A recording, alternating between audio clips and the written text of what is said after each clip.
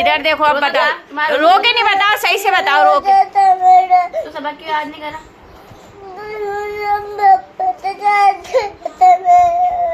रोजे में बाहर थोड़ी जाते। हाँ, रोजे में तो घर में ही रहते घर में रहते, हम भी तो घर में रहते।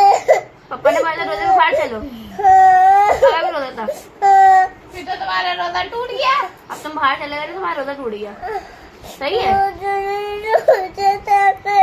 नहीं टूटा तो रोजा था तो सबक नहीं याद करोगे हैं?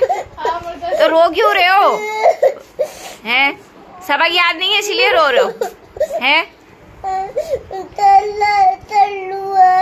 याद क्यों कर लूंगा, आज से याद आया ना। रोजा खोल के याद करोगे सबक। अच्छा इधर देखो, कल याद कर लोगे सबक, रोजा खोल के याद करोगे। चलो अच्छा, सही है, रोजा खोल के याद कर लेना, सही है।